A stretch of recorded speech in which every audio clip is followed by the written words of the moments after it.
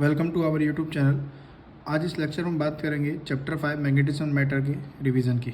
सबसे पहले bar magnet हम सभी जानते हैं, दो पोल होते हैं नॉर्थ एंड साउथ। इसकी प्रॉपर्टीज़ की बात करेंगे, ठीक है। तो हम सभी जानते हैं जो लाइक पोल्स होते हैं बेटा, क्या जो लाइक पोल्स यानी नॉर्थ नॉर्थ और साउथ साउथ, वो आपस में क्या करते हैं, रिपेल। जबकि अनलाइक पोल्स क्या करते हैं, आपस में अट्रैक्ट करते हैं, ठीक है। दूसरी प्रॉपर्टी की बात करें तो मोनोपोल कभी एग्जिस्ट नहीं करता, यानी कि अगर आपके पास कोई मैग्नेट है और आप इसको क्या कर दो बेटा, मैग्नेट को बीच में से आप कट कर दो, तो अपने आप ऐसा नहीं होगा कि आपको नॉर्थ पोल मिल जाए, अपने आप दूसरे एंड पर अपोजिट पोल यानी साउथ पोल डेवलप हो जाएगा। जैसे यहाँ साउथ पोल था तो यहाँ opposite pole north pole develop हो जाएगा। कोई मैग्नेट किसी भी दूसरे ऑब्जेक्ट को कितना अट्रैक्ट कर रही है, कितना रिपेल कर रही है, इस एबिलिटी को उसकी कहते हैं पोल स्ट्रेंथ। ऑलवेज ध्यान रखना, अगर आपके पास कोई मैग्नेट है तो जो पोल स्ट्रेंथ होती है वो पोल्स पर तो क्या होती है, मैक्सिमम, और अप्रॉक्स जीरो होती है कहाँ, उसके मिड पर, ठीक है। समझ में आया नहीं आया? ऑलवेज ध्यान रखना, जो पोल्स होते हैं वो स्लाइटली थोड़े से अंदर होते हैं, यानी जो मैग्नेटिक लेंथ है, मैग्नेटिक लेंथ क्या होती है, पोल्स से पोल्स की डिस्टेंस वो थोड़ी सी क्या रहती है, कम रहती है। ज्योमेट्रिक लेंथ है, ज्योमेट्रिक लेंथ मीन्स ये फिजिकल लेंथ है। अगर मैं मैग्नेटिक लेंथ और ज्योमेट्रिक लेंथ का रेशियो की बात करूँ तो यह आता है 5/6। अगर आपका मैग्नेटिक लेंथ 5 यूनिट है तो ज्योमेट्रिक लेंथ कितनी रही होगी, 0। कितनी रही होगी, 6। अच्छा, अगर आपके पास कोई फ्रीली सस्पेंडेड मैग्नेट है, यानी आप मैग्नेट को फ्रीली सस्पेंड कर दो तो वो एक स्पेसिफिक डायरेक्शन में रुकेगी, वो डायरेक्शन होगी आपकी नॉर्थ साउथ डायरेक्शन। अगर किसी भी मैग्नेट के मैग्नेटिक बिहेवियर को आप ख़त्म करना चाहते हो तो आप क्या करो बेटा, आप उस मैग्नेट को क्या कर दो, किसी हाइट से ड्रॉप कर दो, उसकी हिटिंग बिटिंग मीन्स पिटाई लगा दो, ठीक है, या उसे किसी हाइट से रिलीज़ कर दो तो उसका मैग्नेटिज्म ख़त्म हो जाएगा। और अगर आपको पहचानना है कि श्योर टेस्ट क्या है मैग्नेटिज्म का, जैसे मैं कहूँ मेरे पास दो बार है, ठीक है, एक आयरन की और एक क्या है उसमें मैग्नेट, लेकिन मुझे नहीं पता आइडेंटिफाई करनी है कौन सी मैग्नेट है और कौन सी मेटल है, तो क्या करूँगा बेटा, मैं किसी मैग्नेट के पास लेके आऊँगा। सपोज़ करो मैं मैग्नेट के पास लेके आया, ठीक है, जैसे मेरे पास ये बेटा, मैं इसके पास लेके आया बेटा, ये मैग्नेट है, तो यहाँ सपोज़ करो अट्रैक्शन आया। अगर मैं अपोजिट पोलैरिटी लाऊंगा तो इसका मीन्स अगर ये मैग्नेट होगी तो यहाँ अब क्या आएगा, रिपल्जन। लेकिन अगर ये मेटल होता, क्या होता, मेटल, तो यहाँ भी अट्रैक्शन देखने को मिलता है और यहाँ भी अट्रैक्शन। तो आप किस प्रॉपर्टी से बता पा रहे हो मैग्नेट है कि मेटल है, तो इसकी रिपल्जन से। क्यों? क्योंकि अगर ये मैग्नेट होगी तो इस तरफ अट्रैक्शन हो तो अपोजिट एंड पर क्या होगा, रिपल्जन होगा। समझ में आया नहीं आया? ठीक है, तो श्योर टेस्ट क्या है मैग्नेटिज्म पहचानने का, वो है आपका रिपल्जन। आगे बात करते हैं मेरा प्रॉपर्टीज़ क्या है बेटा मैग्नेटिक फील्ड लाइंस की, ठीक है, जिसको लाइन ऑफ फोर्स भी कहते हैं। ऑलवेज ध्यान रखना, तो फील्ड लाइंस कभी इंटरसेक्ट नहीं करती। किसी पॉइंट पर अगर आपको डायरेक्शन चाहिए फील्ड की तो वहाँ टेंजेंट ड्रॉ करते हैं। फील्ड लाइंस हमेशा क्लोज लूप बनाती हैं, नॉर्थ टू साउथ होती हैं आउटसाइड, और इनसाइड होती हैं साउथ टू नॉर्थ, और रियल होती है नेचर में, ठीक है। समझ में आया नहीं? आप इसको लैब में प्रिपेयर कर सकते हो। फील्ड लाइन जब पास पास होंगी तो फील्ड स्ट्रॉन्ग होगा, और फील्ड लाइन दूर दूर होंगी तो फील्ड वीक होगा, ठीक है। समझ में आया? आगे चलते हैं बेटा। मैग्नेटिक डायपोल क्या होता है, सेम उसी की तरह बेटा। यहाँ आपका दो इक्वल एंड अपोजिट पोल है, एक नॉर्थ पोल है और एक साउथ पोल है। इनकी पोल स्ट्रेंथ कितनी है, m इनके बीच का, भाई दो इक्वल एंड अपोजिट पोल होंगे और सेपरेशन इनका क्या होगा, स्मॉल होगा, इसको बोलेंगे मैग्नेटिक डायपोल। अब उस मैग्नेटिक डायपोल की वैल्यू क्या होगी, उसको बोलेंगे मैग्नेटिक डायपोल मोमेंट, ठीक है। तो किसी भी एक पोल स्ट्रेंथ का मल्टीप्लाई कर दो उनके बीच के सेपरेशन से, product of magnitude of either pole strength and separation between them, तो small m into 2l। Quantity कैसी है, वेक्टर है, ठीक है। डायरेक्शन की बात करें, याद करो बेटा, डायरेक्शन होती थी इलेक्ट्रिक डायपोल की -q टू +q। जो -q होता है मीन्स साउथ की तरह बिहेव करता है, साउथ -q की तरह और नॉर्थ +q की तरह। तो जब वहाँ -q टू +q डायरेक्शन थी तो यहाँ क्या आएगी, साउथ टू नॉर्थ। क्या आएगी बेटा, साउथ टू नॉर्थ। अगर हम बात करें बेटा मैग्नेटिक डायपोल मूवमेंट की यूनिट की, तो आपको अगर याद हो तो m की ये होता है NIA, नंबर ऑफ टर्न्स की कोई यूनिट नहीं होती, करंट की एम्पियर और एरिया की मीटर स्क्वायर। तो ये होती है आपकी कैपिटल M, यानी मैग्नेटिक डायपोल मूवमेंट की यूनिट क्या होती है, एम्पियर मीटर स्क्वायर। तो ये रहा आपका एम्पियर मीटर स्क्वायर। मुझे M की यूनिट चाहिए और 2l लेंथ है, लेंथ की क्या होगी, मीटर।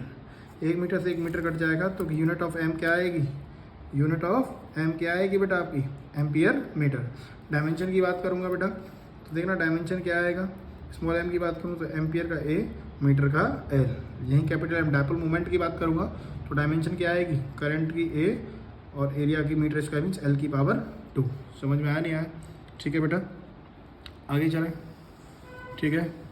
ये क्वेश्चन है बेटा, देखो आपके पास कोई मैग्नेट दे रखी है, बार मैग्नेट, इसका मैग्नेटिक डायपोल मूवमेंट कितना है, सपोज करो m, ठीक है। और इसको क्या किया गया है, एक बार ट्रांसवर्सली, एक बार लॉन्गिट्यूडनली, एक बार एल शेप में, इन शेपों में कन्वर्ट किया गया और आपसे मैग्नेटिक डायपोल मोमेंट जानना चाह रहा है।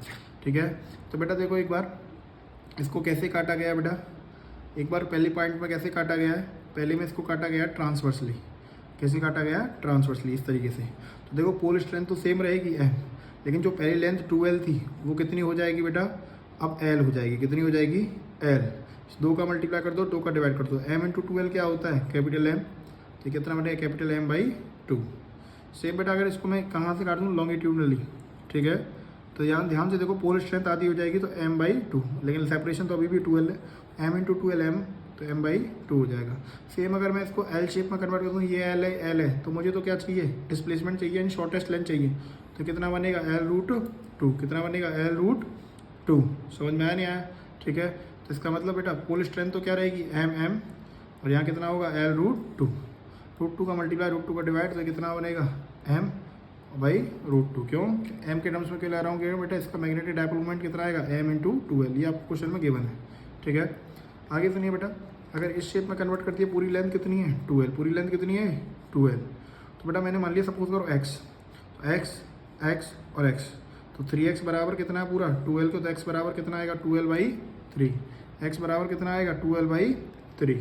तो यहाँ से ये पोल स्ट्रेंथ m, सेपरेशन कितना होगा, x के लिए 2L/3, m into 2L capital M। तो नया मैग्नेटिक डायपोल मोमेंट m/3 बनेगा इस तरीके से। ठीक है, आगे सुनिए बेटा, सेम सेमी सर्कल में कन्वर्ट कर दो, तो वही पूरी लेंथ 2R है, मुझे तो डिस्प्लेसमेंट चाहिए, तो यहाँ से यहाँ तक R, तो m इंटू ये कितना आएगा, 2R।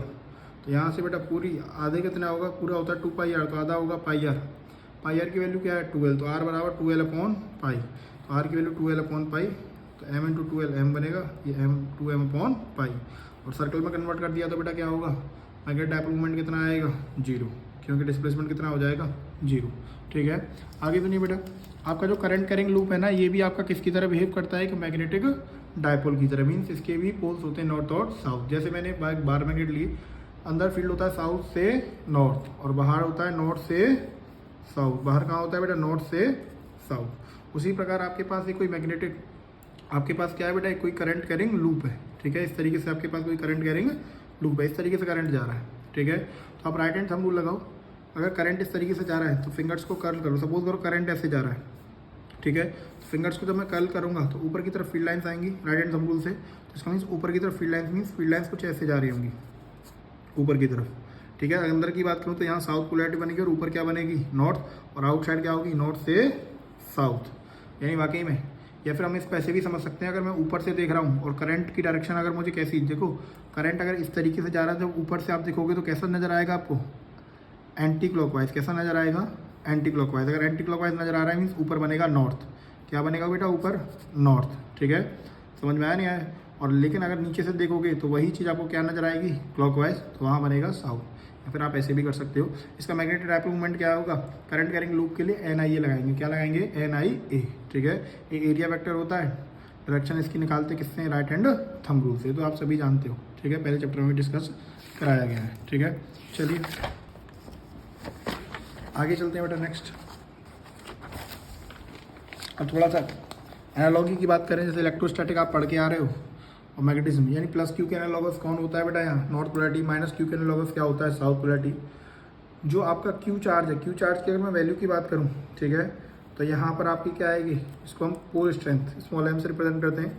यहाँ test charge plus q naught, तो यहाँ टेस्ट मैग्नेट क्या होगी बेटा, नॉर्थ पोलैरिटी। ये कॉन्स्टेंट 1/4πε0 और यहाँ होता है μ0/4π। सेम आप ये तो सभी जानते हैं। इलेक्ट्रिक डायपोल क्या होता है बेटा, माइनस क्यू से प्लस क्यू, 2L सेपरेशन होता है, डायरेक्शन -q to +q, मेरे पर फील्ड 2kq/L², माइनस लगा रहा हूँ मीन्स डायपोल की अपोजिट डायरेक्शन में, एक्सियल पर 2kp/x3, इक्वेटोरियल पर -kp/x3, माइनस दिखा रहा है। इक्वेटोरियल पर डायरेक्शन कहाँ होती थी, +q to -q, p के अपोजिट। सेम उसी की जगह बेटा जहाँ जहाँ माइनस है वहाँ नॉर्थ रख देंगे, जहाँ माइनस है वहाँ साउथ रख देंगे, प्लस है वहाँ नॉर्थ। ऐसे 2kq/L² है, तो यहाँ बनेगा 2km/L², यहाँ 2km/h कितना बनेगा, क्यूब। ठीक है बेटा, यहाँ क्यूब बनना है इसको। ठीक है, और यहाँ km/x3। ठीक है, डायरेक्शन के लिए क्या लगा देंगे, नेगेटिव। कोई डाउट बेटा, समझ में आया नहीं आया। ठीक है, जब एक्स बहुत बहुत बड़ा हो। सेम वही टॉर्क क्या होता था, पी साइन थीटा, इसको पी क्रॉस ही कहते थे। थीटा 0 180 पर टॉर्क 0 होता था, थीटा बराबर 0 पर स्टेबल इक्विलिब्रियम, 180 पर अनस्टेबल इक्विलिब्रियम, थीटा 90 पर टॉर्क मैक्सिमम। अगर फील्ड नॉन यूनिफॉर्म होगा तो फोर्स भी लगेगी, टॉर्क भी लगेगी। Same P electric dipole moment है, यहाँ मैग्नेटिक डायपोल मोमेंट एम आएगा, ई की जगह बी आ जाएगा, वही एम बी साइन थीटा बनेगा। बेटा समझ में आ रहा नहीं आ रहा, क्या बनेगा, एम बी साइन थीटा। ठीक है, थीटा बराबर 0 और 180 पर टॉर्क मिनिमम होगी, 90 पर टॉर्क मैक्सिमम होगी। ठीक है बेटा, अगर फील्ड नॉन यूनिफॉर्म होगा तो टॉर्क भी लगेगी और फोर्स भी लगेगी। तो हम पहले भी डील कर चुके हैं इलेक्ट्रोस्टैटिक में। वही सेम पोटेंशियल एनर्जी क्या होती है, माइनस के P E cos theta 2 minus cos theta 1, P के एनालॉगस एम, ई की जगह B, cos theta 2 minus cos theta 1, theta 1 90 हो जाए, थीटा 2 थीटा हो जाए तो माइनस पी कॉस थीटा, इसको माइनस पी डॉट ई बोलेंगे। थीटा 0 पर stable equilibrium, potential energy minus P minimum आती है, 180 पर unstable, potential energy plus P maximum. वही सेम माइनस एम बी और plus M B. Coulomb's law क्या होता है बेटा, 2 पॉइंट चार्ज में के Q1 Q2 upon R square, K की वैल्यू 1/4 एप्सिलॉन नॉट। सेम यहाँ अगर मैं कूलम्ब्स लॉ लगाऊँ तो पुल स्ट्रेंथ क्या होगी, के M1 M2 upon R square, K की value μ0/4 electric field K Q upon R square, तो यहाँ पुल स्ट्रेंथ क्या आएगी, K M upon R square.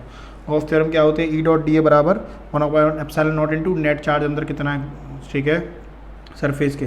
जबकि यहाँ मैग्नेटिज्म में क्या होगी, बी डॉट डी ए बराबर क्या होगी, μ0 इंटू μ0 बटा कितना होगा यहाँ, ये होगा μ0 इंटू नेट आपका क्या बेटा, पोल स्ट्रेंथ। ठीक है, और ध्यान रखना अगर बेटा मैग्नेट को आप रखोगे किसी भी सरफेस के अंदर तो वहाँ दोनों पोल एक साथ एग्जिस्ट करेंगे तो नेट कितना बनेगा, 0, तो फील्ड कितना होगा, 0।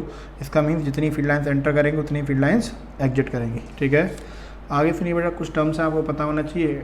इंटेंसिटी ऑफ मैग्नेटाइजेशन क्या होता है, ये मैग्नेट किसकी प्रॉपर्टी है, मटेरियल की प्रॉपर्टी है, कितने एक्सटेंट तक वो मैग्नेटाइज हो रहा है।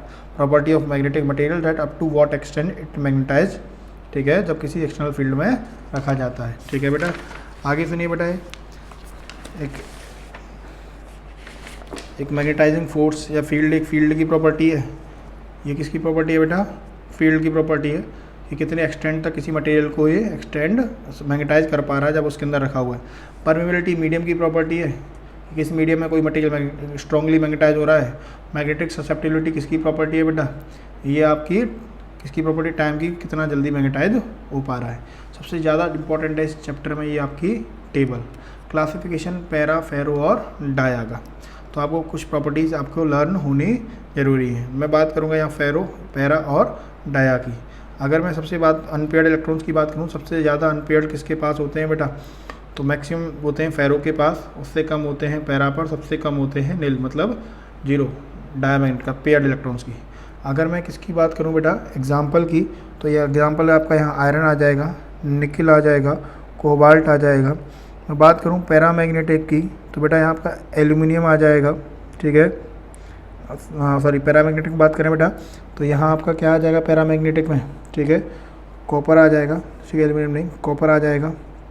ठीक है, बिस्मत भी आता है, ठीक है, आप इनको याद कर सकते हो, कॉपर रहा, बिस्मत रहा आपका, ठीक है, लेड रहा, पीवी, ये आते हैं। डाया की अगर मैं बात करूँगा तो यहाँ आपका कौन कौन से आ जाते हैं बेटा, ठीक है, डाया में अगर मैं बात करूँगा तो आपका यहाँ आ जाता है सोडियम आ जाता है, कैल्शियम आ जाता है, ठीक है, और ये डायमंड वगैरह ये भी आपके यहाँ आ जाते हैं। ठीक है, मैग्नेटाइजेशन की बात करूँ तो सबसे स्ट्रांगली मैग्नेटाइज होता है, ठीक है, ये लेस देन फेरो होता है, मैग्नेटाइज होता है लेकिन अपोजिट डायरेक्शन में। फील्ड लाइन्स इससे मैक्सिमम पास होंगी, इससे फेरो से कम होती हैं, और यहाँ मैग्नेटाइज होता है लेकिन अपोजिट डायरेक्शन में, तो यहाँ से रिपेल होगा। टेम्परेचर के साथ इसका मैग्नेटाइजेशन घट जाता है, ये भी घटता है और इस पर कोई इफेक्ट नहीं पड़ता। अगर मैं जीटा की बात करूँ, सबसे ज़्यादा आपको मैग्नेटिक ससेप्टिबिलिटी और रिलेटिव परमिबिलिटी को याद रखना है। इसके लिए अगर मैं जीटा की बात करूँ, किसके लिए बात करूँ बेटा, फेरो के लिए। जीटा की फेरो के लिए सबसे बड़ी वैल्यू होती है, इसके लिए छोटी होती है, और इसके लिए नेगेटिव होती है और छोटी होती है। ठीक है, यानी इसके लिए जीटा क्या रहता है, डाया के लिए नेगेटिव। रिलेटिव परमिबिलिटी आपको याद रखना है बेटा, ये होता है zeta equals to 1 plus zeta 1 plus zeta equals to relative permeability. तो इसमें 1 ऐड कर दो, 1000 से ज़्यादा होती है तो 1 ऐड कर दोगे तो 1000 से ऊपर रिलेटिव परमिबिलिटी 1001 होती है, लेकिन हम 1000 भी कंसीडर कर सकते हैं, यहाँ होती है। यहाँ की बात करें बेटा 0 से ई एक स्मॉल कॉन्स्टेंट 2 3 4 होता है। ठीक है, तो अगर हम बात करें यहाँ पर यहाँ पर 1000 से ज़्यादा होगी, बहुत ज़्यादा होगी, पॉजिटिव हाई। यहाँ देखो 0 में 1 ऐड करूँगा तो 1, और यहाँ 1 प्लस ई, इतने के बीच में लाया करता है। और जबकि यहाँ -1 में 1 ऐड करूँगा तो 0, और यहाँ 0 में ऐड करूँगा तो 1। तो यहाँ ये आपको 2 पॉइंट क्लियर होना ज़रूरी है। समझ में आया नहीं आया? ठीक है। आप कुछ भी और भी प्रॉपर्टीज़ होती हैं, जैसे अगर मैं इनका बिहेवियर की बात करूँ कि भाई एक्सटर्नल इलेक्ट्रिक फील्ड में इनका बिहेवियर कैसा है, एक्सटर्नल इलेक्ट्रिक फील्ड में इनका बिहेवियर कैसा है। तो अगर मैं बात करूँ इनके बिहेवियर की बेटा, तो ध्यान रखना बेटा, जो अगर मैं बात करूँ डायामैग्नेटिक की, किसकी बात करूँ? डायामैग्नेटिक की, तो ये स्ट्रॉन्ग से वीक फील्ड की तरफ मूव करता है। जबकि मैं बात करूँ पैरामैग्नेटिक की, किसकी बात करूँ? पैरा की, तो ये मूव करता है बेटा वीक से स्ट्रॉन्ग की तरफ। ठीक है, समझ में आ रहा नहीं आ रहा? लेकिन यहीं पे अगर मैं बात करूँ फेरो की, तो ये मूव करता है वीक टू स्ट्रॉन्ग। यानी कि ये ध्यान रखना, डाया तो स्ट्रॉन्ग से वीक में मूव करेगा, जबकि आपका डाया स्ट्रॉन्ग से वीक में, जबकि पैरा और फेरो है जो आपके मूव करेंगे स्ट्रॉन्गर से वीक में। समझ में आ रहा नहीं आ रहा? ठीक है बेटा। सबसे मेन ज़्यादा मैग्नेटिक ससेप्टिबिलिटी और रिलेटिव परमिबिलिटी आपको याद होना चाहिए। मैग्नेटिक ससेप्टिबिलिटी और रिलेटिव परमिबिलिटी, जीटा की वैल्यू सिर्फ नेगेटिव होती है डाया के लिए, -1 से 0 या 0 से ई और 1000 से बड़ी, इनमें 1 1 ऐड कर दो तो 0 से 1 के बीच में ये 1 से 1 प्लस ई, और ये 1001 या 1001 से बड़ी। फिर भी पेपर में अगर तुमसे कहते हैं रिलेटिव परमिबिलिटी बताओ, 100 दे रखी है, कौन सा मटेरियल होगा, तो फिर भी आप क्या लगा हो सकते, टेबल में ये है, लेकिन फिर भी सीबीएसई ने आंसर दे रखे हैं वो आपको फेरो के ही आंसर दे रखे हैं, तो मटेरियल आपका फिर भी कौन सा होगा? फेरा होगा। ठीक है, क्या होगा? फेरो। चलिए, ये हुआ आपका चैप्टर कंप्लीट। Thank you.